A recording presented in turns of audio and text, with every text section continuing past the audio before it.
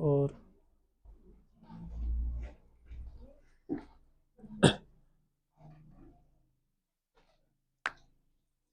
अच्छा, तो ठीक हो गया। ये हमारे पास सेशन 1 है, ठीक है। इसके अंदर पहले हम इंट्रोडक्शन टू वेब डेवलपमेंट, फिर हमारे पास सर्वर साइड और क्लाइंट साइड लैंग्वेजेस।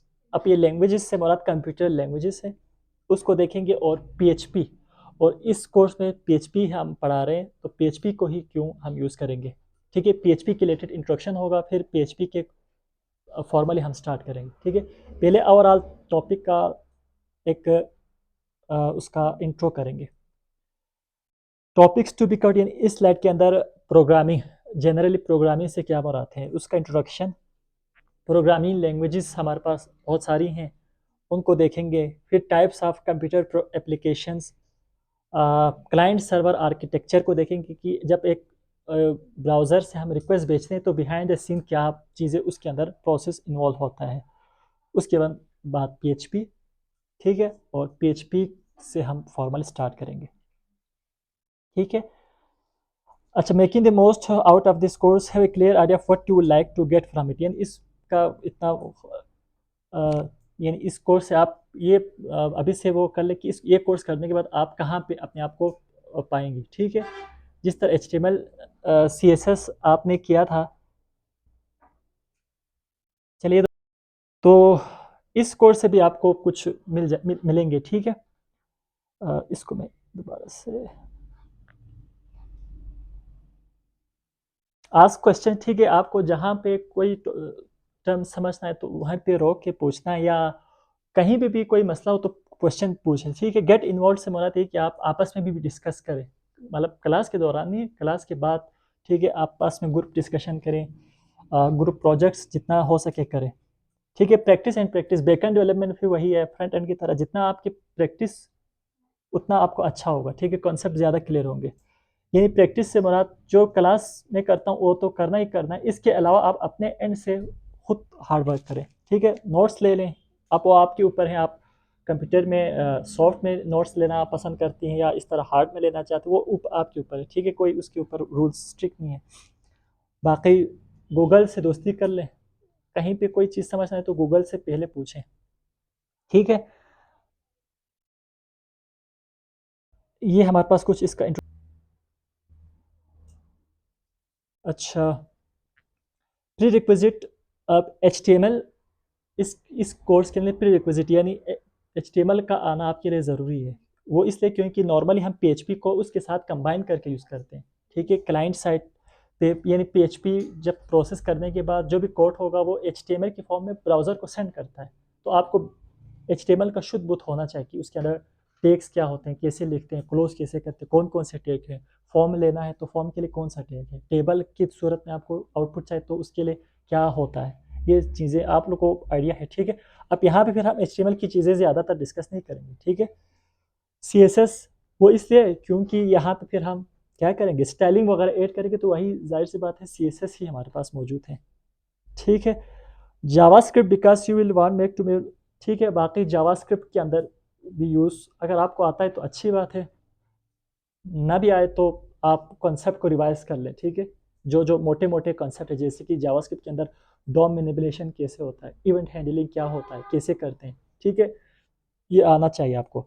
बाकी इसके लिए फिर आपको प्रोग्रामिंग रिक्वायर्ड नहीं है, ये आपका फर्स्ट टाइम है तो भी चलेगा। ठीक है, प्रोग्रामिंग लैंग्वेजेस। फिर हमारे पास एक यहाँ पे आता है व्हाट इज लैंग्वेज। लैंग्वेज खुद क्या चीज़ है, तो यहाँ पे लिखा हुआ कि जिस तरह मैं आपसे कम्युनिकेट कर रहा हूँ बस्ती में उर्दू में, एक लैंग्वेज है ना, मीडियम ऑफ यानी एक नॉलेज शेयर करने के लिए कम्युनिकेशन का एक ज़रा है। अब वो लैंग्वेज कम्युनिकेशन डिफरेंट तरीक़ों से हो सकता है, रिटन या वर्बली हो सकता है, या फिर आप जेस्चर के थ्रू, ठीक, इशारे के नाम से। ये हमारे पास लैंग्वेज की है, यानी language is a system of communication.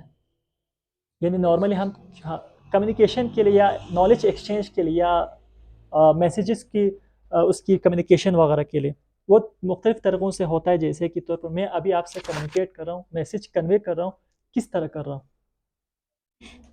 Verbally कर रहा हूँ ना, रिटर्न में कर रहा हूँ नहीं कर रहा हूँ।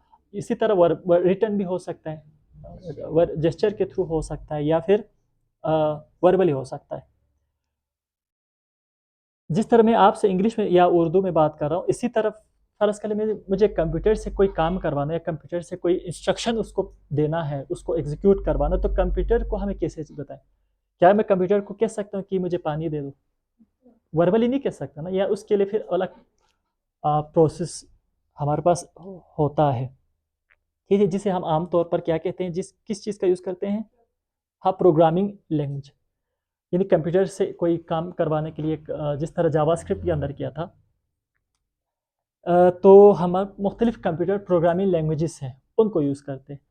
जिस तरह मैं आपसे कहता हूँ कि लैपटॉप बंद करें, मैंने क्या कहा? मैं भक्ति में कहूँ तो क्या होगा? लैपटॉप बंद। बस इंग्लिश में क्या कहूँ तो मुद्दा क्या है, यानी पर्पस क्या है? यानी लैपटॉप को उसको मैसेज कर देना, उसको मैंने डिफरेंट लैंग्वेज यूज़ किया है। इंग्लिश में कहा तो उसका स्ट्रक्चर कुछ हुआ, सेंटेंस उसका कुछ और हुआ। उर्दू में मीनिंग सेम है। इसी तरह कंप्यूटर लैंग्वेजेस भी बहुत सारे हैं। यानी एक काम करवाने तो एक फ़र्ज़ कर ले सम, कोई दो नंबर सम करना है, ठीक है, उस सम को हमने कंप्यूटर से करवाना है। अब मैं उसको कंप्यूटर लैंग्वेज यूज़ करके उसको पाइथन में बनाऊँ, ठीक है, या जावास्क्रिप्ट से करूँ, या फिर पीएचपी कर लूँ, बात एक ही है। आप कहेंगे सेम मीनिंग सेम है, कन्वे करने का स्ट्रक्चर या उसका डिफरेंट है, ठीक है, स्ट्रक्चर या सिंटेक्स डिफरेंट है। तो हमारे पास ये होता है, ठीक है। एक कंप्यूटर फिर हमारे पास आता है यहाँ पे, इसी को बेसिकली प्रोग्रामिंग कहते हैं, ठीक है, और प्रोग्रामिंग नीचे दिया हुआ भी है। A computer program is a collection of instructions that perform a specific task when executed by computers। जिस तरह मिसाल की दो नंबर का सम करना था, ठीक है, एक इंस्ट्रक्शन था, मैंने इंस्ट्रक्शन कंप्यूटर को दे दी, उसने उसको एग्जीक्यूट किया, उसको क्या किया, आपको आउटपुट जनरेट कर दिया। एक छोटा सा एक प्रोग्राम कहेंगे, ठीक है। ये एक प्रोग्राम क्या है, एक सेट ऑफ स्टेटमेंट्स है या इंस्ट्रक्शंस है जो एक टास्क परफॉर्म करता है, ठीक है। अच्छा, एक computer program is usually written by a computer programmer in a programming language, ठीक है। अब एक काम कंप्यूटर से करवाना है तो आप पहले क्या लिखेंगे? इंस्ट्रक्शंस लिखेंगे। अब वो इंस्ट्रक्शंस कौन लिखेगा? कोई प्रोग्रामर ही लिखेगा ना, दर्जी, कोई दर्जी लिखेगा? कोई प्रोग्रामर है जिसको कंप्यूटर से बात करने का उसका आता है, वो पहले लिखेगा, उसको जाके किस तरह लिखेगा, कोई प्रोग्रामिंग लैंग्वेज यूज़ करके, जैसे कि हो सकता है वो जावास्क्रिप्ट में यूज़ करे, हो सकता है वो पीएचपी यूज़ कर ले, हो सकता है वो पाइथन यूज़ कर ले, ठीक है, या सी प्लस प्लस यूज़ कर ले। वो लिखेगा उसमें, उसके बाद वो कंप्यूटर में जाके उसको एग्जीक्यूट करेगा, ठीक है। अच्छा, व्हाट इज़ मशीन लैंग्वेज? मैंने आमतौर पर ये सीएस का ही आता है, यानी कंप्यूटर लैंग्वेज ह्यूमन उसको नहीं समझता, वो आगे जाके सिंपल टर्म्स में जीरो वन को ही समझता है, यानी बाइनरी लैंग्वेज, ठीक है, जीरो वन, ठीक है, यहाँ तक। यानी जीरो वन की फॉर्म में ये पहले जो भी इंस्ट्रक्शंस है वो बाइनरी इंस्ट्रक्शंस में, यानी जब यहाँ पे जितने भी मैं इंस्ट्रक्शंस देता हूँ या जितने भी चीज़ें हम देखते हैं, हमें तो उसका विजुअल आ रहा है ना। Behind the scene computer process zero one की सूरत में करते हैं, बाइनरी लैंग्वेज में करता है, ठीक है। अब वो बाइनरी लैंग्वेज में जब हम कोई इंस्ट्रक्शंस देते हैं, उसको कैसे वो करता है, उसका फिर जैसे कि यहाँ पे लिखा होगा, हाँ, जैसे कि है, हाँ, एक मिनट, ठीक है, हाँ, ये रहा। जैसे कि जावा प्रोग्रामिंग लैंग्वेज मैंने कहा बहुत सारे हैं, ठीक है, लाखों हज़ारों की तादाद में, जैसे कि PHP, python, C plus plus, Java Java, हर प्रोग्रामिंग लैंग्वेज का यूज़ केस थोड़ा सा डिफरेंट है, ठीक है। जैसे कि जावा स्क्रिप्ट हम कहाँ पे यूज़ कर रहे थे, कहाँ पे यूज़ करते, क्लाइंट साइड पे ना। अब ये क्लाइंट साइड क्या होता है वो भी देखेंगे। अच्छा, इसी तरह आपने जावा सुना होगा या सी प्लस प्लस सुना होगा, इसी तरह पीएचपी है। तो हम उसमें एक हाई, इनको बेसिकली हाई लेवल लैंग्वेजेस कहते हैं जो very close to human language. जैसे कि जावास्क्रिप्ट में हम वेरिएबल्स बना रहे थे वार लेट करके, समझ तो आ रहा था ना हमें कि अच्छा इस तरह बना रहे थे, क्लोज टू ह्यूमन लैंग्वेज था। आ, वो करने के बाद मशीन, यानी आपका जो भी कंप्यूटर या कंपाइलर है, उसको किस में कन्वर्ट करता है? लो लैंग्वेज में, यानी जीरो वन में लैंग्वेज। उसके बाद जाके उसकी इंस्ट्रक्शन प्रोसेस होता है, ठीक है। फिर हमारे पास यहाँ पे एक टर्म आता है, व्हाट इज वेबसाइट। ये फेस वन में भी शुरू में डिस्कस होता है, कलेक्शन ऑफ वेब पेजेस, ठीक है। अगर आप मुख्तलिफ वेब पेजेस को इंटरलिंक करें तो एक वेबसाइट कहलाएगा। ठीक है, अब वो वेबसाइट हो सकता है आपके लोकल कंप्यूटर पे स्टोर हो या किसी रिमोट सर्वर पे पड़ा हुआ। ठीक है, यानी आपने facebook.com लिखा तो फेसबुक के जितने भी पेजेस थे आपको सर्फ हो रही, नहीं आपको मिल रही। या विकिपीडिया है, गूगल है, अमेज़ोन है। अब उसके अंदर एक पेज नहीं, हज़ारों की तादाद में पेजेस हैं, तो मल्टीपल वेब पेजेस को जब हम इंटरलिंक आपस में कनेक्ट करते हैं तो एक वेबसाइट कहलाता है। ठीक है, वेब डेवलपमेंट फिर क्या है? वेबसाइट बनाना। ठीक है, वेबसाइट बनाना यानी web web development is also known as web programming. आमतौर पर इसको वेब डेवलपमेंट या वेब प्रोग्रामिंग भी कहते हैं। Is the creation of web site या वेब एप्लीकेशन। ठीक है, वेबसाइट कहूँ या वेब एप्लीकेशन बात एक ही है, या वेब प्रोग्रामिंग कहूँ या वेब डेवलपमेंट कहूँ सेम है। ठीक है, यानी वेब डेवलपमेंट वेबसाइट बनाने का जो प्रोसेस होता है। अब आपको वेबसाइट डेवलपमेंट का प्रोसेस आता है ना, जैसे कि HTML यूज़ करेंगे उसकी स्ट्रक्चरिंग बनाने के लिए, उस स्ट्रक्चर के ऊपर हम स्टाइलिंग बनाने के लिए फिर CSS यूज़ करेंगे, उसके अंदर इंटरेक्टिविटी ले आने के या इवेंट्स हैंडल वगैरह करने के लिए, डॉम मैनिपुलेशन वगैरह करने के लिए जावास्क्रिप्ट यूज़ होता है। ठीक है, ये बेसिकली एक वेबसाइट डेवलपमेंट या वेब एप्लीकेशन प्रोग्रामिंग इसको कहलाता है। ठीक है, बेसिकली वेबसाइट बनाने का प्रोसेस जो भी होता है। ठीक है, यहाँ पे फिर हमारे पास एक टर्म है, there are two broad division of web development, front end development. ठीक, और यहाँ पे आता है बैक एंड डेवलपमेंट। जो फेज 1 आपका था उसमें आप लोगों ने फोकस किया था फ्रंट एंड डेवलपमेंट में, यानी वेबसाइट का फ्रंट एंड से हमारा जो यूज़र को नज़र आ जाए। ठीक है, जो क्लाइंट साइड पे हमें चीज़ें नज़र आती हैं, जैसे कि मैं एक वेब एप्लीकेशन या फेसबुक यूज़ करता हूँ या यूट्यूब यूज़ करता हूँ, जो चीज़ें मुझे नज़र आ रही, जैसे कि वीडियोस हैं। ठीक है, उसके अंदर फॉर्म्स नज़र आ रही, उन चीज़ों को बनाने के लिए कुछ चीज़ें हमने यूज़ की थी, जैसे कि HTML, CSS, जावास्क्रिप्ट, jQuery वगैरह। ठीक है, बूटस्ट्रैप, वो आती हैं फ्रंट एंड डेवलपमेंट में। ठीक है, एक हमारे पास होता है, इसको आमतौर पर क्लाइंट साइड भी कहते हैं। ठीक है, क्लाइंट साइड डेवलपमेंट या फ्रंट एंड डेवलपमेंट।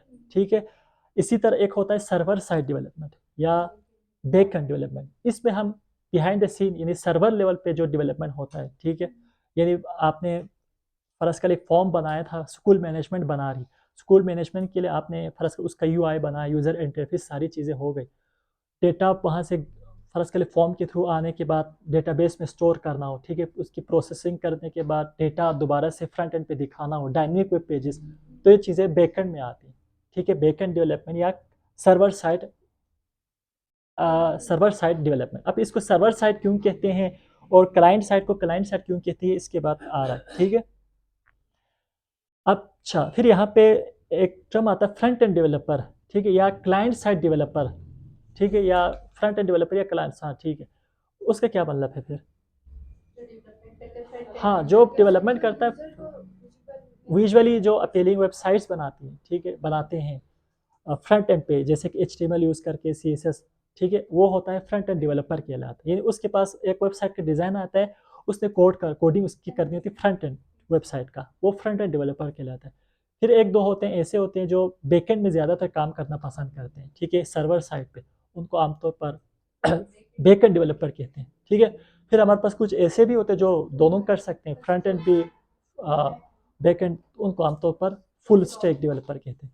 तो अभी जो ये कोर्स है ये करने के बाद आप लोग फुल स्टैक डेवलपर बन जाएंगे। ठीक है, सिर्फ बैकएंड नहीं होगा, आपको फ्रंट एंड आता ही है ना, उसके साथ साथ बैकएंड भी हो जाएगा, तो आप फिर फुल स्टैक उस पे ट्रैक पे आप अपने आप को कंसिडर कर सकते हैं।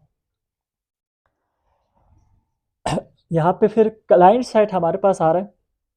Client side refers to everything in web application that is displayed or takes on the client end user device. ठीक है, जो यूजर के एंड पे हो रहा होता है, या यूज़र से मुराद जो नॉर्मली यूज़ कर रहा हो, जो किसी भी वेबसाइट को, जैसे कि हम यूज़ करते हैं फेसबुक, हम यूज़ करें तो फेसबुक की जो भी UI है हमें नज़र आता है, वो उसका क्या है, फ्रंट एंड है।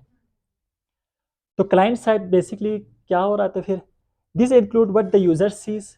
क्लाइंट साइड की चीज़ें वही है कि यूज़र को क्या कुछ नज़र आ रहा है, या यूज़र को हम कैसे कैसे उसकी बेहतर कर सकते UI को। ठीक है, अपीयरेंस को, उसकी फ्रंट एंड डिज़ाइन को वेबसाइट की। अच्छा, इसमें फिर हम मुख्तलिफ चीज़ों को यूज़ करते हैं, जैसे कि HTML पर्पस था ना HTML का, जैसे कि स्ट्रक्चर उसकी बनाने के लिए, फिर CSS उसके अंदर स्टाइलिंग वगैरह करने के लिए, और हमारे पास जावास्क्रिप्ट। ठीक है। ये सब कुछ चीज़ें फिर रेंडर कौन करता है? ब्राउज़र ना। मिसाल के तौर पर आपने वेब उसका एचटीएमएल कोड लिखा, अगेन वो प्रोसेस या रेंडर कहाँ पे होता है? एक ब्राउज़र पे होता है। वो क्यों? हाँ, क्योंकि ब्राउज़र के अंदर वो अंडरस्टैंड है ना, उसके अंदर पार्सल लगे होते हैं डिफरेंट, यानी जो उस एचटीएमएल की उसको रीड करने के बाद उसका आपको, यानी आपने वहाँ पे H1 लिखा तो ब्राउज़र आपको H1 इस तरह दिखाता है? नहीं दिखाता ना, उसका आउटपुट नज़र आता है, क्योंकि उसके अंदर उन्हें प्रोग्रामिंग की हुई कि जब आपको इस तरह कुछ नज़र आए आपने इसको ऐसे रेंडर करना, उसके पीछे यानी अ, उसका इंजन मौजूद होता है, ठीक है, रेंडर करने के लिए ब्राउज़र के अंदर, ठीक है। अब ये क्लाइंट साइड जितनी भी चीज़ें होती हैं वो कहाँ पे रन एग्जीक्यूट होता है? ब्राउज़र के अंदर, यूज़र के ब्राउज़र के अंदर, ठीक है। फिर हमारे पास जो होता है सर्वर साइड, ठीक है, क्लाइंट साइड की तरह, यानी सर्वर साइड फिर जैसे कि क्लाइंट साइड सारी चीज़ें कहाँ पे एग्जीक्यूट होता है? ब्राउज़र पे या क्लाइंट साइड पे। क्लाइंट साइड से हमारा जो नॉर्मल यूज़र जिसको फ्रंट एंड उसका नज़र आ रहा। इसी तरह हमारे पास एक सर्वर साइड भी होता है, ठीक है। जैसे कि हम फेसबुक के अंदर लॉगिन करते हैं या यूट्यूब के अंदर लॉगिन करते हैं, तो उसके अंदर वो चेक कर रहा है ना कि ये यूज़र ऑलरेडी एग्जिस्ट करता है डेटाबेस के अंदर, अगर नहीं करता तो हमें एरर्स आती हैं, ऐसे ही है ना। वो सारी चीज़ें फिर वो फ़र्ज़ कर ले मैं यूज़र नेम इंटर करता हूँ, पासवर्ड इंटर करता हूँ, वो डेटा वहाँ फॉर्म से लेने के बाद कहाँ पे जाता है? वहाँ उस सर्वर पे जाता है, वहाँ से प्रोसेस चेक होती इसकी क्रेडेंशियल्स वगैरह मैच करते हैं, ठीक है, डेटाबेस से वहाँ से एग्जीक्यूट करते हैं, फिर मैच करें तो हमें वो वेब पेज नज़र आता है। अगर नहीं तो हमें फ़र्ज़ करें कोई एरर्स आ जाती हैं। तो ये जो behind the scene server side पे होता है उसको आमतौर पर या बैकएंड या सर्वर साइड, क्यों? ये सर्वर एक सर्वर पे एग्जीक्यूट हो रहा होता है, ठीक है। Server side script runs on A server instead of the client. Client से मतलब आपके उस पे एग्जीक्यूट नहीं होता ब्राउज़र के अंदर, वो होता है किसी सर्वर साइड, सर्वर पे, ठीक है। अच्छा, often in order to deliver dynamic content to web pages in response to user action. Dynamic यहाँ पे एक डायनेमिक कंटेंट भी है एक, या फिर डायनेमिक वेबसाइट्स भी हैं। जो आप लोगों ने फेज़ 1 के अंदर जो प्रोजेक्ट आप लोगों ने किए हैं वो एक तरह से स्टैटिक है, ठीक है, ये स्टैटिक है। अब उसको डायनेमिक बनाने के लिए क्या कर सकते हैं? ज़ाहिर सी बात है बैकएंड भी इन्वॉल्व होना चाहिए कि यूज़र बैकएंड से जाके उसके अंदर फ़र्ज़ करें आपका कोई ई-कॉमर्स स्टोर है, ठीक है? किसके?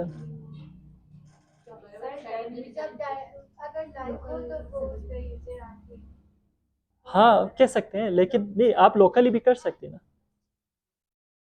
लोकली, हाँ, लोकल मतलब एक तरह से वही एनवायरनमेंट प्रोवाइड करते हैं ना, लाइव की तरह वो एक दिखाता है। तो ये हमारे पास होती है। तो एचटीएमएल सीएसएस पे आप लोगों ने स्टैटिक वेब पेजेस आप लोगों ने शायद किए होंगे, ठीक है। यदि ई कॉमर्स वेबसाइट तो सब कुछ स्टैटिक थे। यदि एक प्राइस चेंज करने के लिए, एक प्रोडक्ट का नाम चेंज करने के लिए आपको फिर वो कोड ओपन करके उसका फाइल ओपन करके वहाँ से चेंज करके सेव करके दोबारा दिखाना पड़ा था ना। लेकिन जब आप डायनेमिक बनाती तो क्या होता है, यूज़र के पास फर्ज कर एक पैनल होगा, वहाँ से वो सब कुछ देख सकता है, ठीक है। वहाँ से उसने रीनेम किया, आपको कोडिंग को छेड़ने की ज़रूरत ही नहीं है, ठीक है। या इसी तरह आप एलएमएस सिस्टम देख लें, ठीक है, स्कूल कॉलेजेस का। हम जब लॉगिन करते हैं तो हमारा वहाँ पे पिक्चर्स डिटेल सब कुछ डायनेमिकली आ रही है ना, स्टैटिकली आ रही है? नहीं आ रही। वो डायनेमिकली किस तरह आ रही? मतलब बैकएंड से वो डेटा प्रोसेस करने के बाद जो यूज़र के रिलेटेड चीज़ें हैं वो उसी को क्या करता है, फ्रंट एंड पे दिखाता है। हर यूज़र को डिफरेंट है ना। जैसे कि यूनिवर्सिटी पहचान का आप एलएमएस देख लें, तो हर यूज़र के क्या, मैं अगर लॉगिन करूँ मुझे किसी दूसरे का नज़र आता है? नहीं आता। हमें यूज़र अपने उसका डिटेल नज़र आता है, उसका नेम, फादर नेम, उसके जो भी एजुकेशन रिकॉर्ड है वो नज़र आता है। वो डायनेमिकली जनरेटेड हो रहा है, ठीक है। इनको बेसिकली डायनेमिक कंटेंट या डायनेमिक वेबसाइट कहते हैं। अब डायनेमिक वेबसाइट बनाने के लिए फिर हमें बैकएंड को भी इन्वॉल्व करना पड़ेगा, ठीक है। अच्छा, बेसिक जो आर्किटेक्चर होता है ना, क्लाइंट सर्वर आर्किटेक्चर कुछ इस तरह से होता है। इसको आमतौर पर टू टियर आर्किटेक्चर भी कहते हैं। ये दाखिल यहाँ पे वेब ब्राउज़र है, ठीक है। यानी इंटरनेट पे मुझे कोई इन्फॉर्मेशन सर्च करने के लिए कौन सा सॉफ्टवेयर यूज़ करूँगा? ब्राउज़र ही यूज़ करूँगा ना। ब्राउज़र के थ्रू वो देखो मिसाल के तौर पे यहाँ पे ब्राउज़र है, ठीक है। यहाँ पे मैंने फ़र्ज़ कर लो यूज़र्स कंप्यूटर आर क्लाइंट, ठीक है। मैंने यहाँ पे एक वेब पेज फ़र्ज़ कर लो facebook.com लिखता हूँ, ठीक है। यहाँ पे मैंने रिक्वेस्ट भेजी, वो रिक्वेस्ट फ़र्ज़ करें इंटरनेट के थ्रू, नेटवर्क के थ्रू कहाँ पे जाए, उस पर्टिकुलर सर्वर पे मौजूद, ठीक है। सर्वर उसको रिसीव करेगा, उस जो भी रिक्वेस्ट है, ठीक है। मिसाल के तौर पर मैंने गूगल .com मैंने सर्च किया तो उसने रिक्वेस्ट भेजा आप यहाँ पे, ठीक है, सर्वर पे। सर्वर ने कहा कि जो भी रिक्वेस्ट आ रही है वो कौन सी रिक्वेस्ट है, गेट मुख्तलिफ रिक्वेस्ट है। उस रिक्वेस्ट पे फिर वो उसको क्या कर देगा, जो भी यूज़र ने जो फाइल रिक्वेस्ट की है उसको अगेन प्रोसेस करने के बाद HTML की सूरत में क्या कर देगा, उस क्लाइंट को भेज देगा, ठीक है, यानी ब्राउज़र को भेज देगा। ब्राउज़र जब उसको रिसीव करेगा HTML की जो भी कोडिंग है या उसके जो भी फाइल है, उसको प्रोसेस करने के बाद यूज़र को क्या कर देगा, रेंडर करके उसका आउटपुट शो कर देगा, ठीक है। तो एक टू टियर आर्किटेक्चर होता है, यानी क्लाइंट आके रिक्वेस्ट करता है फिर सर्वर उसको रिसीव करने के बाद उसको प्रोसेस करने के बाद दोबारा से HTML की फॉर्म में HTML उसकी सूरत में उसको क्या कहते हैं, क्लाइंट को भेज देता है, ठीक है। और वहाँ पे फिर जो भी ब्राउज़र होगा यूज़र का उसको रेंडर करने के बाद उसका आउटपुट शो करता है। इसका एक विजुअल मेरे पास था, एक मिनट, ठीक, मैं आपको दिखाता हूँ। कल यहाँ पे शायद पड़ा हुआ था, हाँ ये होगा शायद, फोटोज़ जस्ट वंस। इसके अंदर बहुत सी चीज़ें, लेकिन आपने फिलहाल इसी चीज़ को देखना है, ठीक है। यानी जब मैं एक URL टाइप करता हूँ, ठीक है, www.facebook.com, तो बिहाइंड द सीन जो चीज़ें इन्वॉल्व होती देखो, हम पहले इसको देखते हैं, ठीक है। ये बहुत सी चीज़ें हैं, उसको बाद में देखेंगे। जैसे कि मैंने mypage.com एक वेबसाइट मैंने सर्च किया, URL पे टाइप किया, यानी यहाँ पे देखो मैंने यहाँ पे facebook.com क्या किया, सर्च किया। अब ये यहाँ से बिहाइंड द सीन क्या होता है वो सारी चीज़ें इसमें मौजूद है। DNS यानी डोमेन नेम सर्वर, ठीक है, वो देखता है कि ये डोमेन कहाँ पे उसका पाथ होगा। इनिशिएट TCP कनेक्शन यानी ट्रांसफर प्रोटोकॉल HTTPS एक रिक्वेस्ट भेजता है, HTTP रिक्वेस्ट। यहाँ से वो कहाँ पे गया, देखो सर्वर ने फिर उसने देखा है कि वो गेट रिक्वेस्ट है, जो भी मुख्तलिफ कस्म की रिक्वेस्ट है, वहाँ उसकी यानी प्रोसेसिंग करने के बाद दोबारा से क्या, उसने प्रोसेस करने के बाद ज़ाहिर बात HTML की फाइलें, CSS की फाइलें, जावास्क्रिप्ट की फाइलें, उनको कंपाइल करके भेज देगा, यानी दोबारा से, ठीक है। वो बेचने के बाद देखो यानी क्लाइंट के पास मिल गया ना वो चीज़ें। अब क्लाइंट के पास तो ब्राउज़र है, ब्राउज़र उस चीज़ को रिसीव करने के बाद क्या करेगा, पार्स करेगा, यानी दोबारा से क्या करेगा, ब्रेक करना स्टार्ट करेगा। जैसे कि HTML की फाइलों को जो भी आपके ब्राउज़र के अंदर HTML का पार्सर यानी उसका रेंडर करने के लिए, ठीक है, वो मौजूद होता है। उसके बाद जैसे कि CSS के लिए है, जावास्क्रिप्ट के लिए, ये सब कुछ करने के बाद आपको क्या करता है, फ्रंट एंड पेज विजुअल नज़र आता है, ठीक है, ठीक है। इसको आमतौर पर क्लाइंट सर्वर आर्किटेक्चर या टू टियर आर्किटेक्चर कहते हैं, जिसमें यानी क्लाइंट यानी जो क्लाइंट से मुराद एक यूज़र, ठीक है, जो वेबसाइट, जैसे कि मैं यहाँ पे इस वेबसाइट को यूज़ कर रहा हूँ तो मैं इसका क्या हूँ, एक क्लाइंट हूँ या क्या हूँ, यूज़र है, ठीक है। अच्छा, तो ये यहाँ से ये मुराद है, वो रिक्वेस्ट भेजता है, यानी रिक्वेस्ट वेब पेज कह लें, ठीक है, वो नेटवर्क के थ्रू बहुत प्रोटोकॉल्स के थ्रू सर्वर के पास जाता है, सर्वर उसकी प्रोसेसिंग करती है, यूज़र ने कौन सी पेज रिक्वेस्ट की है, अबाउट अस उसने किया है, होम पेज जो भी। उसके बाद उसके लिए जो जो रिक्वायर्ड फाइलें हैं उसको वो गेट करता है अपने उससे सर्वर से, ठीक है। HTML की फाइलें उसको भेजना है, CSS को भेजना है, वो सब कुछ डिसाइड करने के बाद कंपाइल करके उसको क्या है, दोबारा से यूज़र को भेज देता है। यूज़र के पास फिर जो भी ब्राउज़र उसको रीड करने के बाद उसको क्या करता है, डिस्ट्रक्चर या उसकी प्रोसेसिंग करके उसका आउटपुट हमें दिखाता है। वेब ब्राउज़र एक क्लाइंट, ठीक है। The primary purpose is to bring the information resource to the user. In application for retrieving or presenting enters information resource, यानी नेट पे जब हम कोई चीज़ सर्च करते हैं तो ब्राउज़र का ही यूज़ करते हैं। अब ब्राउज़र भी डिफरेंट तरह के बहुत सारे हैं, ठीक है, जैसे कि ये इंटरनेट एक्सप्लोरर है, ये पता नहीं कौन सा दी वर्ल्ड है, ओपेरा है, ठीक है, सफारी है, मोजिला है, क्रोम है, और बहुत सारे हैं, ठीक है। आजकल ये भी है, डक गो है, ठीक है। तो आप इसमें देख ले, आप जो भी ब्राउज़र आपके पास इंस्टॉल है, मैं रिकमेंड करूँगा या तो आप क्रोम यूज़ करें या फिर मोजिला यूज़ कर लें, ये अच्छे हैं डेवलपमेंट के लिए, ठीक है। सबके पास होगा ना गूगल क्रोम। फिर हमारे पास, अच्छा ये रहा, फिर हमारे पास एक वेब सर्वर एक होता है, ठीक है, बोरिंग तो नहीं है। अच्छा, फिर हमारे पास वेब सर्वर होता है, वेब सर्वर से मुराद क्या है फिर, the term web server can mean one of the two things, ठीक है, a computer that accept HTTP request and return HTTP response with optional data content, यानी एक ऐसा हमारे पास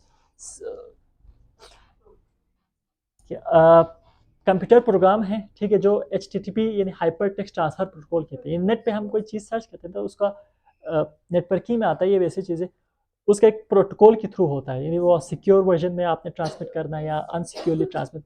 तो वो बेसिकली एक HTTP रिक्वेस्ट एक्सेप्ट करता है और यूज़र को उसके अगेंस्ट क्या करता है, HTTP रिस्पॉन्स भेजता है, ठीक है।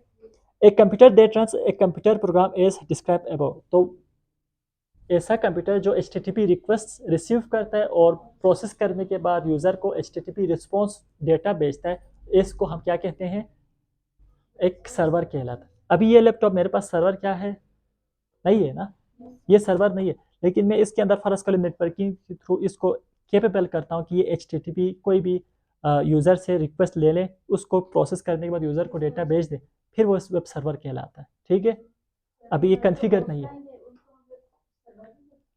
कौन सा है?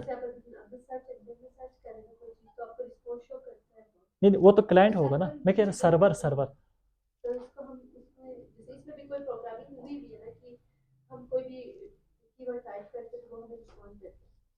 नहीं नहीं मैं कह रहा हूँ अभी फर्ज करो मेरे पास ये वेब पेज, फर्ज करो मेरे पास एक पड़ा हुआ है लोकली, अगर कोई यूज़र उसको टाइप करेगा उसको दिखाएगा, नहीं होगा ना। अब फर्ज करो हम सर्वर बनाते हैं, उसके अंदर होस्टिंग वगैरह करके इसको यानी केपेबल इस तरह बनाते हैं कि ये HTTP क्या करे, रिक्वेस्ट किसी यूज़र से ले ले और उसको दोबारा से उसको डेटा भेज दें, यानी एक सर्वर बना ले, तब ये हम इसको क्या कह सकते हैं, वेब सर्वर। अभी ये वेब सर्वर नहीं है, ठीक है, अभी करंटली ना, इसको मैं कोई वेबसाइट होस्ट कर सकता हूँ इसके अंदर, नहीं कर सकता, लेकिन हमारे पास इस ऐसे तरीके हैं कि इसको हम सर्वर बना सकते, लेकिन ये सर्वर बना के लायक नहीं है, क्योंकि ये क्या है, फिर स्टोरेज कम है ना, एक सर्वर को ऑनलाइन हाँ 24/7 ऑन होना चाहिए, ठीक है, तब जाके वो एक वेब सर्वर कहलाता है। जैसे कि फेसबुक आपने देखा ज़िंदगी में डाउन हुआ हो, नहीं है ना, वो हमेशा अवेलेबल होता है। हाँ ना, अलग अलग सर्वर डेटा सेंटर्स मौजूद होते हैं। तो हमारे पास ये कुछ हमारे पास वेब सर्वर यानी जो एक HTTP रिक्वेस्ट, हाँ, और उसके अगेंस्ट एक रिस्पॉन्स डेटा भेज दे, ठीक है। नहीं नहीं क्रोम वो है क्लाइंट सर्वर यानी ब्राउज़र है वो, ठीक है। गूगल सर्च इंजन है, गूगल गूगल क्या एक बड़ी कंपनी है ना। गूगल सर्च, फिर हमारे पास आता है गूगल जो भी सर्च है वो उसका सर्च इंजन है। गूगल क्रोम गूगल वालों का एक ब्राउज़र है, प्रोडक्ट है एक तरह से, ठीक है। जैसे कि आपका याहू है वो एक सर्च इंजन है, ठीक है। यूट्यूब भी इवन एक सर्च इंजन है, ठीक है। वो एक सर्च इंजन है, आपको क्या करता है, यूज़र मिसाल कोई चीज़ सर्च करने के बाद उसको अपने डेटाबेस में देख के बाद रिटर्न करता है, ठीक है, उसके रिलेवेंट चीज़ें। बाकी जो क्रोम आप कह रही वो वेब सर्वर नहीं, वो एक ब्राउज़र है, ठीक है। वेब सर्वर में यहाँ पे एग्जांपल है जैसे कि अपाची है, ठीक है, आपने सुना होगा अपाची सर्वर। हाँ जेम एक सॉफ्टवेयर है जिसको हम लोकली फिर कॉन्फ़िगर करते हैं, वो क्यों करते हैं वो इसी के बाद मैं बताता हूँ, ठीक है। जेम क्या है, एक यानी लोकल, तो मिसाल के तौर पर मुझे सर्वर साइड डेवलपमेंट करना हमने, अब मुझे सर्वर साइड रन करने के लिए मुझे एक किसी सर्वर का होना ज़रूरी है ना। अब सर्वर हम अफोर्ड तो नहीं कर सकते बड़े बड़े सर्वर, तो उसके लिए हम क्या करते हैं, एक सॉफ्टवेयर आता है उसको डाउनलोड करके कॉन्फ़िगर करते हैं कि ये बिहेव कर ले ऐसे वेब सर्वर, ठीक है। अच्छा, web server can refer to hardware और सॉफ्टवेयर, दोनों हो सकते हैं, ठीक है, आर बोथ, यानी वेब सर्वर के अंदर हो सकता है कुछ सॉफ्टवेयर भी इन्वॉल्व हो या हार्डवेयर भी इन्वॉल्व हो या दोनों मिला के भी।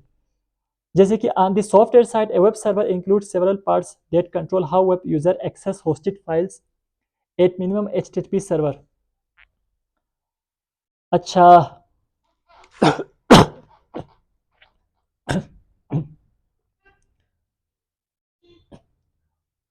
ऑन दिस हार्डवेयर साइड, यानी हार्डवेयर साइड पे आप लोगों ने कभी होस्ट किया वैसे वेबसाइट वगैरह होस्ट नहीं किया किसी होस्टिंग पे, जेम पे चला वो लोकल सर्वर होगी, किसी लाइव वेबसाइट पे नहीं किया।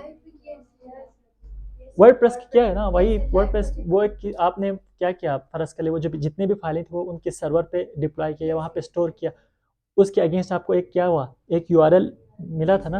अब URL जब आप उस URL को आप किसी को भी फॉरवर्ड करें, वो जब उस URL को टाइप करता है वो यूज़र उस सर्वर पे जाता है, यानी HTTP रिक्वेस्ट उस वेबसाइट पे जाता उसके उसके पास रिसीव होगा उस सर्वर को, वो प्रोसेस करने के बाद वो देखेगा कि यूज़र ने कौन सी फाइल रिक्वेस्ट की है, ठीक है। वो करने के बाद वहाँ से जो भी फाइलें हैं वो क्या करेगा, कंपाइल करने के बाद दोबारा से आपको रिटर्न करेगा, और आपका जो भी ब्राउज़र है उसको क्या करेगा, प्रोसेस करके उसका यूआई है जो भी अपीयरेंस आउटपुट नज़र आएगा, ठीक है। ये कुछ जैसे कि तो पे एक hello server I would see a HTML page, एक फर्स्ट कल भेज दिया, hello client here is HTML page, ठीक है। HTML pages are easy I just pass them along, ठीक है। कभी कभार हो सकता है कि आप उसके अंदर प्रोसेस वगैरह ना हो, आपने सिर्फ एक फाइल उस रिक्वेस्ट की, ठीक है। कभी कभार होता है कि उसके अंदर फर्ज कर लो कोई दो प्रोसेसिंग वगैरह करना हो, ठीक है। यानी आप एक ई कॉमर्स वेबसाइट विजिट कर तो आप उसमें फ़िल्टर लगाते कि मुझे इस प्राइस के वाले सिर्फ दिखा दो, वो रिक्वेस्ट सर्वर के पास जाएगा, उसको देखेगा कि इसने यूज़र ने क्या रिक्वेस्ट की, यूज़र को चाहिए भाई टॉप 10 आइटम्स, ठीक है, इस रेंज के अंदर। वो डेटाबेस से लाने के बाद उसको प्रोसेस करने वही पर्टिकुलर डेटा क्या कर देगा, भेज देगा। तो उस तरह से भी हमारे पास हो सकता है, ठीक है। फिर हमारे पास पीएचपी आता है, ठीक है। यानी सर्वर साइड डेवलपमेंट या स्क्रिप्ट सॉरी हाँ, सर्वर साइड डेवलपमेंट के लिए फिर हमारे पास जिस तरह क्लाइंट साइड डेवलपमेंट के लिए हम PHP sorry HTML CSS JavaScript use करते हैं, इसी तरह सर्वर साइड डेवलपमेंट के लिए फिर हम क्या यूज़ करें, ठीक है। कौन सी टेक्नोलॉजी या कौन से प्रोग्रामिंग लैंग्वेज को यूज़ करें, तो उसके अंदर हमारे पास बहुत से ऑप्शन हैं आपके पास सर्वर यानी बैकएंड डेवलपमेंट के लिए, जैसे कि जावा है, पाइथन यूज़ कर सकती हैं, जावास्क्रिप्ट भी इवन यूज़ हो सकता है, ठीक है। उसके कुछ फ्रेमवर्क्स हैं, बहुत सारे हैं। उसके अंदर पीएचपी भी आता है, ठीक है। या मोस्ट वेल नोन है या पॉपुलर है, पीएचपी को हम यूज़ करते हैं सर्वर साइड डेवलपमेंट के लिए। अब पीएचपी का जो फुल फॉर्म है वो अजीब सा है, बस यानी हाइपर टेक्स्ट प्री प्रोसेसर कहलाता है, ठीक है। उसके एक ओपन सोर्स है, यहाँ पे ओपन सोर्स से क्या मुराद है, हाँ फ्रीली यूज़ कर सकते हैं, आपको कोई इसकी पेमेंट देने की ज़रूरत नहीं है। इसका जो भी कोड है गिटहब पे पड़ा हुआ है, ठीक है। आप डाउनलोड करके कॉन्फ़िगर करके अपने हिसाब से यूज़ कर सकते हैं, ठीक है। कोई रिस्ट्रिक्शन नहीं, ओपन सोर्स का मतलब यही होता है, ठीक है। यानी आप पीएचपी यूज़ करने के लिए कोई आपसे कोई चार्ज नहीं करेगा, ठीक है। हाँ, ये भी स्क्रिप्टिंग लैंग्वेज है, ठीक है। क्रॉस प्लेटफॉर्म है, प्रोग्रामिंग लैंग्वेज यानी एक तरह से नहीं कह सकते, इसको बस स्क्रिप्टिंग लैंग्वेज कहेंगे, ठीक है। शुरू शुरू में ये एक तरह से स्क्रिप्टिंग लैंग्वेज की तरह ये इवॉल्व हुआ था, फिर बाद में इसके अंदर ऑब्जेक्ट ओरिएंटेड प्रोग्रामिंग, ठीक है, बहुत से कंसेप्ट इसके अंदर आए, फिर हम इसको फिर प्रोग्रामिंग लैंग्वेज का दर्जा अक्सर देते हैं, अक्सर नहीं देते हैं, ठीक है। उसके अंदर डिबेट है। अच्छा, scripting language use to create कहाँ पे गया, अच्छा इससे ओपन सोर्स का मतलब समझ आया, सर्वर साइट जो सर्वर पे एग्जीक्यूट होता है, यानी पीएचपी ब्राउजर पे एग्जीक्यूट नहीं होगा, किसी सर्वर पे वो क्या होगा, एग्जीक्यूट होगा। क्रॉस प्लेटफॉर्म है, ये अक्सर क्रॉस प्लेटफॉर्म का है कि पीएचपी कोई भी किसी भी सिस्टम में एग्जीक्यूट होगा, आपके पास विंडोज़ हो, आपके पास मैक हो, लिनक्स हो, ठीक है, वहाँ पे एग्जीक्यूट होता है, ठीक है। यानी ये डिपेंडेंट नहीं है, ठीक है, ये सिर्फ विंडोज़ ऑपरेटिंग पे ही चलेगा, ऐसा नहीं है। वो पीएचपी क्या है, क्रॉस प्लेटफॉर्म, इसका मतलब पीएचपी की जो भी कोडिंग है आपने यहाँ पे किए तो यहाँ पे भी एग्जीक्यूट होगा। आप वही कोड किसी उसके अंदर किसी फर्ज कर लो क्या कहते हैं मैक यूज़र को दे दें, वहाँ पे भी एग्जीक्यूट होगा।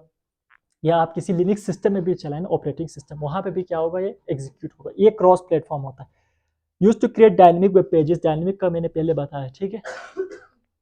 हिस्ट्री ऑफ पीएचपी जो भी 1994 में ना, ये एक रेस्मस लेडऑफ एक डेनिश प्रोग्रामर थे। 1994 में वो एक कोई फ़र्ज़ कर एक प्रोग्राम लिख रहे थे, उसका एक अपना पर्सनल होम पेज था, ठीक है। उसे अपना एक कैसा एक वेब पेज ही था उसका। उसके अंदर वो एक सीजीआई, आप हिस्ट्री ज़रा रीड करेंगे तो वही है, ठीक है। एक ये कॉमन गेटवे इंटरफेस बना रहा था, यानी वो चाह रहा था कि उसकी वेबसाइट पे वो देखना चाह रहा था। उस ज़माने में तो ज़्यादातर स्टैटिक पेजेस ज़्यादा मशहूर थे 1994 में। तो ये जो भी साइंटिस्ट है या प्रोग्रामर रेस्मस लेडॉफ, ठीक है, वो ये कोशिश कर रहा था, यानी एक प्रोग्रामिंग के थ्रू एक चीज़ इम्प्लीमेंट करने की फीचर उस अपने वेबसाइट के अंदर इंट्रोड्यूस कर रहा था। उससे उसको ये पता चले कि उसके वेबसाइट के लिए विजिटर कितने आ रहे हैं डेली बेसिस पे या आवर्ली बेसिस पे, ठीक है। यानी कितने विजिटर उसकी वेबसाइट को यूज़ कर रहे हैं, ठीक है। आजकल तो हमारे पास है ना, हम क्या कर सकते हैं, जैसे कि गूगल सर्च कंसोल यूज़ करते हैं, हमें पता चल जाता है कि हमारी वेबसाइट पे कितने यूज़र्स आए, कहाँ कहाँ से आए। यूट्यूब सब यूज़ करते हैं ना, वहाँ पे वीडियोस बनाती हैं या टिकटॉक बनाती हैं, स्टेटिक्स हम देखते हैं कि अच्छा यहाँ पे इतने यूजर्स इस रीजन से आ रहे हैं, करते हैं ना। वो एक तरह से उस ज़माने में वो तो नहीं, वहाँ पे मौजूद नहीं था, तो वो चीज़ इंट्रोड्यूस करने की कोशिश कर रहा था अपने वेब पेज के लिए। ठीक है, वो तो लाइव था, वो कोशिश कर रहा था कि उसका जो भी वेब पेज है या वेबसाइट है, उसको कितने विजिटर्स यूज़ कर रहे हैं या उसके अंदर लाइव कितने इंटरेक्शन हो रहे हैं। उस चीज़ को यूज़ करने के लिए उसने एक सेट ऑफ प्रोग्राम लिखा था। ठीक है, उसको उसने क्या दिया, पर्सनल होम पेज का नाम दिया। ठीक है, जो सेट ऑफ प्रोग्राम थे। ठीक है, उस प्रोग्राम को लिखने के बाद उसने गिटहब पे उसको क्या किया, ओपन सोर्सली उसको पब्लिश कर दिया। यानी वो जो भी उसने कोडिंग की थी वो कोई भी अपने वेबसाइट के लिए यूज़ कर सकता था। ठीक है, इतने में फिर वो मशहूर होते होते फिर उसने देखो कहाँ पे गया, which use to maintain his personal home page, he extended them to work with web forms and communicate with databases. ठीक है, बाद में उसने वेब फॉर्म्स ने इंट्रोड्यूस किए। ठीक है, उसके बाद उसने फिर डेटाबेसेस को भी इन्वॉल्व किया कि यूज़र से रिक्वेस्ट यानी फॉर्म से डेटा लेने के बाद डेटाबेसेस में स्टोर करना, डेटाबेस से रिट्रीव करने, ये चीज़ें सब कुछ उसने स्टार्ट कर दिया। ठीक है, and his and call this implementation personal home page, और उसने इस अपनी इम्प्लीमेंटेशन को पर्सनल होम पेज का नाम दिया, और उस जो भी कोडिंग थी उसको ओपन सोर्स किया, यानी कोई भी उसकी कोडिंग को फ्रीली कहीं भी यूज़ कर सकता था। ठीक है, वहाँ से फिर इसको पर्सनल होम पेज PHP वहाँ से आए। ठीक है, फिर हमारे पास ये उसकी लंबी जर्नी है। ठीक है, फिर वहाँ पे फिर 19 मेरे ख्याल से 1905 में फिर दो और उसके साथ जुड़ गए साइंटिस्ट। ठीक है, यहाँ पे नाम लिखा हुआ था, एंडी गॉटमर्स और जीव सुरास्की, ये दोनों मिल गए। ठीक है, उन्होंने फिर इस जब उसने कोडिंग की थी उसके अंदर मजीद कुछ चीज़ें इंट्रोड्यूस किए। ठीक है, जैसे कि उसके अंदर वेरिएबल्स, ठीक है, ऑब्जेक्ट ओरिएंटेड प्रोग्रामिंग, वो सब यहाँ पे इंट्रोड्यूस उन्होंने किया। और उन्होंने फिर इसको फिर एक सेपरेटली एक स्क्रिप्टिंग नाम दिया PHP के नाम से। ठीक है, 1998 में उन्होंने क्या किया, उसको पब्लिकली अवेलेबल किया, और देखते देखते ना ज़्यादातर बहुत से यूज़र्स ने इसको यूज़ करना स्टार्ट अपने वेब पेजेस के अंदर, वेबसाइट्स के अंदर इस चीज़ जो भी इम्प्लीमेंटेशन था उनको क्या करना अपने प्रोजेक्ट के अंदर या वेबसाइट के अंदर यूज़ करना स्टार्ट किया। बाय द एंड ऑफ 1998 के लगभग PHP grew to an install base of 10 of thousand of users। ठीक है, ओपन सोर्स था तो वो हर कोई उसको यूज़ करने लगा, और देखते ही देखते वो इतना उसकी तादाद बढ़ गई, और 100 of thousand of website reporting it install. ठीक है, at its peak PHP 3 was installed on approximately 10% of the web server on the internet। ठीक है, और इसी तरह वो फिर जो भी स्क्रिप्टिंग उसने लिखा हुआ था वो मेजॉरिटी यूज़र ने यूज़ अपने वेबसाइट्स के अंदर यूज़ करना स्टार्ट किया, और तकरीबन उस ज़माने के अंदर 10% से ज़्यादा जितने भी वेबसाइट्स थे उनमें क्या था, PHP यूज़ किया हुआ था। ठीक है, यानी फॉर्म हैंडलिंग वगैरह करने के लिए PHP। इसी तरह फिर उसके कुछ वर्जन्स रिलीज हुए। ठीक है, PHP 3 was officially release in June 98 में, यानी उन्होंने इंट्रोड्यूस किया after having spent about 9 month in public testing. ठीक है, यानी पब्लिक में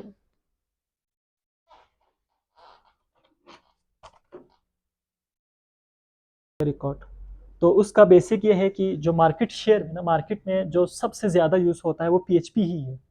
ठीक है, यानी मार्केट में जो जितने भी वेबसाइट्स हैं उसके अंदर जो बैकएंड इन्वॉल्व होता है वो रिसेंट देख लें तो 70% ज़्यादातर PHP है।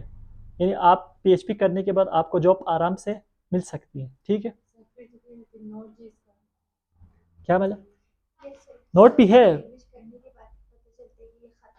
नहीं नहीं वो फजूल कहते हैं, हर लैंग्वेज का आप C+ कर ले या जो जावास्क्रिप्ट कर ले, हर उसका अपना स्कोप होता है। ठीक है, कम ज़्यादा हो सकता है। पाकिस्तान में हो सकता है नोट जेएस, या पाकिस्तान में तो PHP का है, अभी शायद नोट आया हो। ठीक है, नहीं पाकिस्तान की अगर बात करें ग्लोबली, ग्लोबली देखा जाए तो वो है क्या कहते हैं, .NET है। ठीक है, ये करंट तो नहीं है, आप करंट करंट इसका नहीं है, इस पे स्लाइड मेनू है, आप उस पर देख ले क्या कहते हैं डेवलपर्स उसमें स्टैक और फ्लो। ठीक है, लेकिन नॉर्मली यही होता है ट्रेंड। ठीक है, PHP ज़्यादा टॉप टॉप पे होता है, वो इसलिए क्योंकि जो एक मशहूर CMS है वर्डप्रेस, सबको पता है ना वर्डप्रेस, वर्डप्रेस PHP पे ही बना हुआ है। तो जब तक वर्डप्रेस है, जब तक PHP है तब तक वर्डप्रेस है। ठीक है, तो इस वजह से क्यों, और ज़्यादातर जो CMS की मार्केट शेयर करे तो वर्डप्रेस का सबसे ज़्यादा होता है, ठीक है। तो इसी तरह ASP.NET है, यानी .NET, ठीक है, पर्ल है, जावा है, और अदर में मतलब उसमें जेंगो आता है, नोट आता है, ठीक है, मर्नस्टेक आता है। ये मर्नस्टेक, नोट वगैरह रिसेंटली इंट्रोड्यूस हुए हैं, ठीक है, जबकि PHP वो 2000 से है, ठीक है, यानी हमारे पैदा होने से पहले, ठीक है। मार्केट शेयर ज़्यादा है, ठीक है, यानी आप देख लें कोई भी पूरा गवर्नमेंट वेबसाइट ओपन कर लेना, उनका बैकएंड PHP में ही होगा, ठीक है। जो मतलब नए स्टार्टअप हो सकते वो कोई और लैंग्वेज यूज़ कर ले, जैसे कि नोट, माइंडस्टैक वगैरह, लेकिन आप किसी गवर्नमेंट इदारे को या पुराने स्टार्टअप को देख लें, फेसबुक का बल्कि मार्केट सबसे ज़्यादा फेसबुक है, फेसबुक PHP पे ही बना, तो जब तक फेसबुक है तो जाहिर सी बात है कहीं नहीं जा रहा, ठीक है।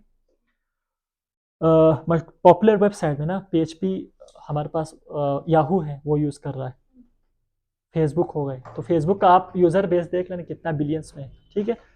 तो बाकी ये मार्केट ऊपर नीचे हो जाता है, कभी मर्न आगे आता है, कभी नोट आ जाता है, ठीक है। आजकल पाइथन चल रहा है, ठीक है, पहले पेज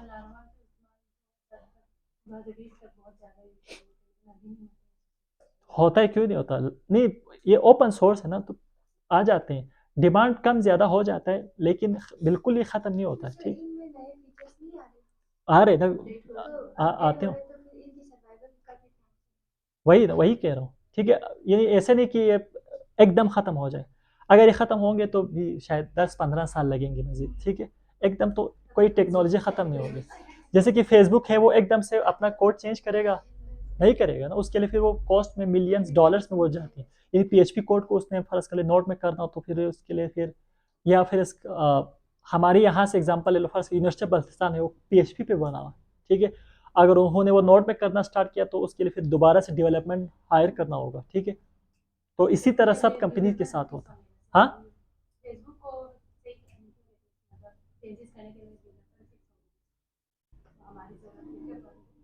क्या कह रहे,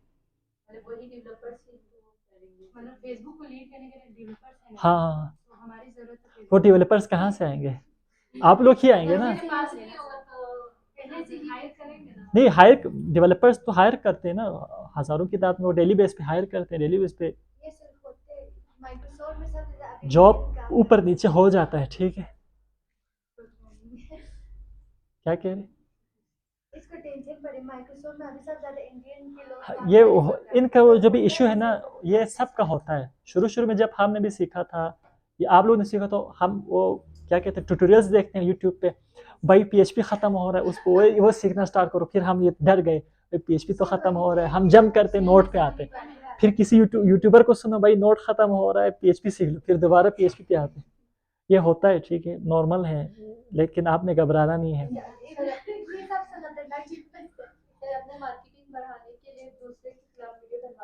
हाँ वही इस तरह भी होता है, ठीक है।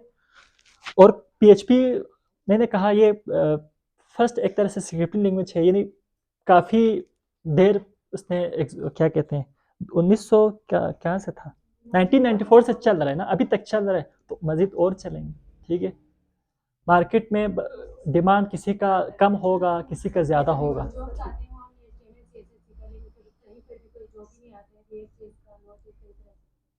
तो नोट जेएस, चल आप बताओ नोट जेएस, कोई अगर इंटरव्यू ले ले तो आपको नोट से नहीं पूछेगा, आपको बेसिक पूछेंगे, HTML CSS जावास्क्रिप्ट से, ठीक है। इसी तरह यहाँ पे फर्ज करो क्लाइंट सर्वर, फर्ज करो यानी बैकएंड डेवलपमेंट कर रही है, वो आपसे ओवरऑल बैकएंड डेवलपमेंट की कॉन्सेप्ट पूछेंगे कि फर्ज वहाँ बताओ भाई फॉर्म से डेटा लाने के बाद आप उसको कैसे उसमें स्टोर करेंगे, आप नोट में करो वही प्रोसेस होता है, PHP में करो प्रोसेस वही होता है। अगर आपने हाँ किसी स्पेशलाइज्ड फील्ड के अंदर ही जाना, जैसे कि आपको नोट डेवलपर करना, तो हो सकता है नोट से ही आपको करना आ जाए, ठीक है। लेकिन ये ऐसा नहीं होता कि आपको बैकएंड डेवलपर करना है तो वहाँ पे नोट लिखा हो तो आप अप्लाई नहीं कर सकते, ऐसा नहीं होता, ठीक है। अप्लाई कर सकती हैं, हाँ, अप्लाई करें ना, ताकि पता तो चले कैसे होता है काम, ठीक है। यानी आपको वो ये एक फ्रेमवर्क है ना, जैसे कि लारावल या PHP एक स्क्रिप्टिंग लैंग्वेज है, ये आ जाए तो कंपनीज को भी पता है हाँ इसको आता है, बाकी नोट सीखना इसके लिए आसान है, उसको भी पता है कि नोट आता है PHP उसके लिए ईजी है, ठीक है। वो बेनिफिट होता है, ये आपको कुछ ना आने से फिर एक तो आता है ना, बाकी वो खुद कंपनी अपने हिसाब से वो सिखाते हैं, ठीक है। बाकी ये वो होता है नॉर्मली यूट्यूब वगैरह पे, ठीक है, ये ख़त्म हो रही वो आ रही, ठीक है। जिस तरह कुछ अर्से पहले वो डेविन ए आई था ना, डेविन की सॉफ्टवेयर इंजीनियर ख़त्म, डेविन ए आई जो ए आई इंट्रोड्यूस हुआ था वो कह रहा था कि अब तो सॉफ्टवेयर इंजीनियर से ख़त्म, फिर क्या हुआ, मार्केट ख़त्म हुआ और मज़ीद जॉब्स आ रहे ना। हाँ ठीक है, ये होता है, ठीक है, मुकम्मल ख़त्म नहीं होगा, ठीक है। फिर इसके अंदर हाँ, वो लैंग्वेज उस वक्त ख़त्म हो सकता है उसके अंदर डेवलपमेंट नहीं हो रही। पीएचपी के अंदर डेवलपमेंट हो रही है ना, आपने देखा पहले 6 आए 7 आए क्यों आ रहे हैं, उनको पता है कि हाँ इसके अंदर ये बग्स हैं, इनको फीचर्स नए इंट्रोड्यूस हुए।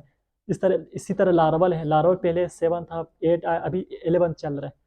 तो जाहिर सी बात है, हाँ उस वक्त आप ये कह सकते हैं कि जब उसके अंदर डेवलपमेंट रुक जाए ना किसी भी लैंग्वेज में, फिर वो ख़तरा है, फिर आप स्विच कर सकते हैं। हाँ ये मिसाल के 5 साल हो गए किसी लैंग्वेज का कोई वर्जन ही नहीं आया, उस केस में फिर हम सोच सकते हैं तो फिर थोड़ा सा मुश्किल है। लेकिन इसका फिर हर साल तकरीबन आता है, जिस तरह वर्डप्रेस है 6 साल में उसके 3-4 रिलीज आते हैं, वर्ड अपडेट्स आते हैं, नए नए अपडेट फीचर्स इंट्रोड्यूस करते हैं, ठीक है। तो मार्केट शेयर उसका तकरीबन 70 है, ये मेरा खासा रिसेंट नहीं है, ये चेक कर ले, लेकिन ये नॉर्मली वही होता है 70 के लगभग होता है, ठीक है।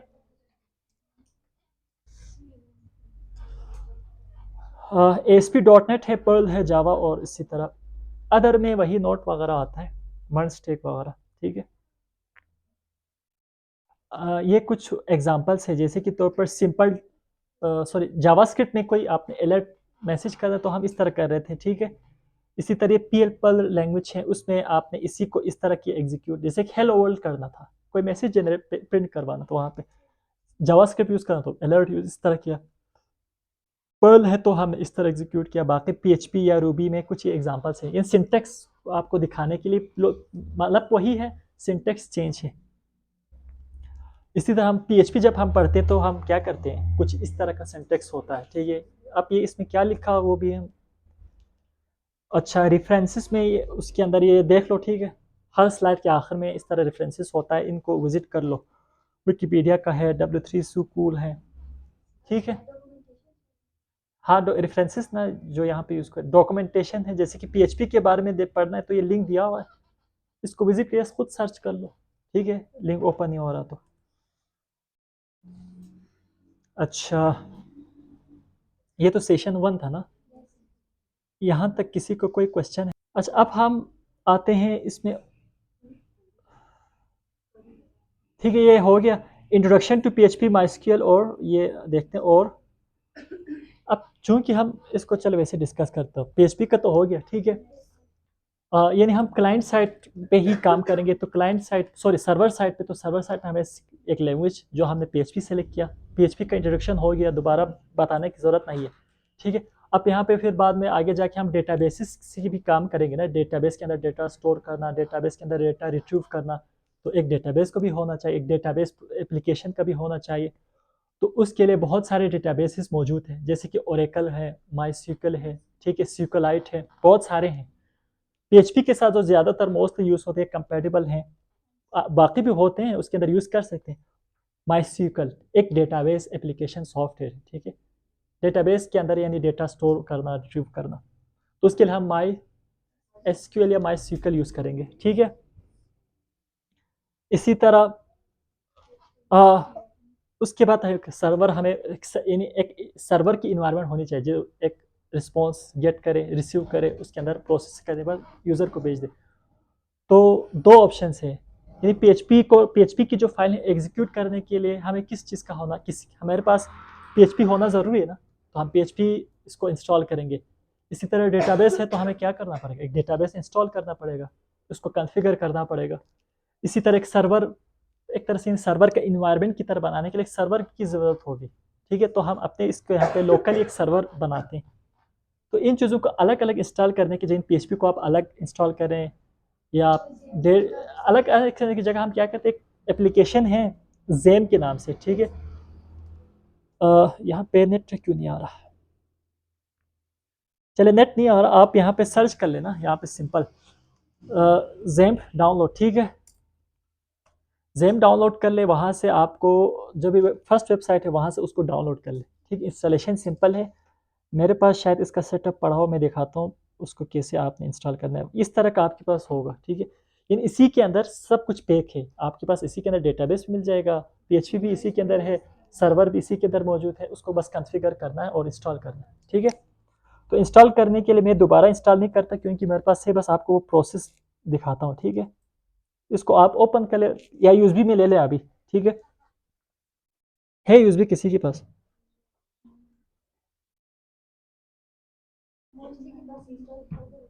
मोस्टली के पास, हाँ सबके पास है। अजीत के यूएसबी है तो दे दे, मैं उसमें कॉपी करता हूँ। कितना है जीबी?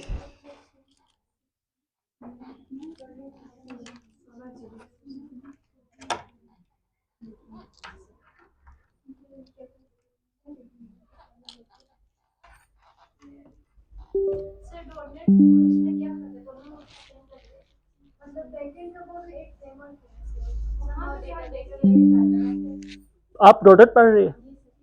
बस ठीक है, आसान। डॉट नेट किसका है? सी प्लस प्लस का एक फ्रेमवर्क है ना, ये पीएचपी है बस, ठीक है। ये एक अलग ही वो है, कंसेप्ट वही है, ठीक है। डॉट नेट की तरह नहीं है, मतलब डॉट नेट जो कंसेप्ट होते हैं वहाँ पे भी क्या है, क्लाइंट बनाते हैं, डेटाबेसेस बनाते हैं, वहाँ पे हम डॉट नेट यूज़ करें, यहाँ पे बस पीएचपी हम यूज़ करेंगे, ठीक है। हाँ, आप क्या कह रहे हैं, डॉट नेट और पीएचपी? नहीं, दोनों किस चीज़ के लिए यूज़ होता है? बैकएंड के लिए होता है, फर्क आता है उसके अंदर। नहीं, वो तो है जैसे कि मैं लारॉल किया, तो लारॉल भी क्या है, एक फ्रेमवर्क है। तो डॉट नेट किस चीज़ का फ्रेमवर्क है? C plus plus programming language का, ठीक है। यानी आपके लिए उसका डॉट नेट उसका है, माइक्रोसॉफ्ट का है, ठीक है। इसका यहाँ पे इंस्टॉल करें तो आप इस पास इसको ओके करें, ठीक है। इसको नेक्स्ट करना है, यहाँ से जो भी ऑप्शन आ रहे हैं उसको ऐसे ही रखने दें, इसको भी नेक्स्ट करना है, और जो लोकेशन मांग रहा है वहाँ पे क्या करना है, सिंपल नेक्स्ट करके इंस्टॉल करना है, ठीक है। मैं आगे नहीं जाता, मेरे पास इंस्टॉल है, यह तो आएगा आएगा ना समझ, ठीक है। बस सिंपल वो है, इतना मेरे पास मुश्किल वो नहीं है, पर नेक्स्ट नेक्स्ट करते जाएं, या हम यहाँ पे करते हैं। हाँ, किधर, किस खुशी में?